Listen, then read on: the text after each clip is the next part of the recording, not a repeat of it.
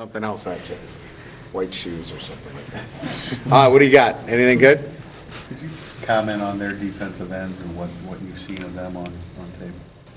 Well, I think what you would expect. They're extremely athletic. Perry is a Michigander, but he's a kid that I'm aware of because of when I was in Michigan. He's just an athletic player. They do a nice job in their scheme of standing him up, and they become disruptive, not just as pass rushers, but they drop. They do a lot of things with him. So very athletic on the edge, big and strong physically inside.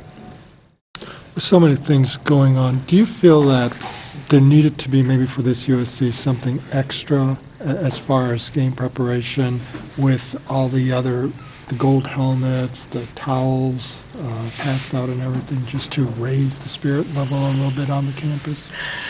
I think that all that just came together as more of a coincidentally. I don't think it was a grand scheme and plan that, okay, let's do this, let's get all these things to come together at once. Because really, at the end of the day, this is about playing exciting football.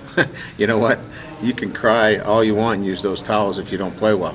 But if you're playing well, now you've got a great atmosphere, and those towels mean something. So for me, we hadn't sat down and said, let's try to get all this for the USC game. I think it's just been more of a coincidence. That helmet was supposed to be, something that we were going to use at the start of the season. So I just think it was more of these things coming together as a coincidence. The football game for us is enough. With Robert Woods, they move him around so much. Yeah. Can you match one corner against him, or do you just kind of have to let him move around and then pick him up at the snap? There are some times that you can get, coverage that works, in other words, that you can get somebody over the top, but not all the time. So consequently, everybody has to know where two is. And whether he's in the slot, you've got to reroute him, or you've got to know where he is. And I think that's probably the most important thing, know where two is all the time.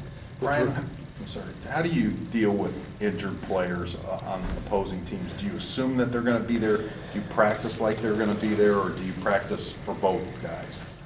If it's a quarterback, we'll probably take a little bit more time in preparation for the second quarterback. But as it relates to your every down players, no, we're not going to spend any more time. We're going to assume that they're ready to play.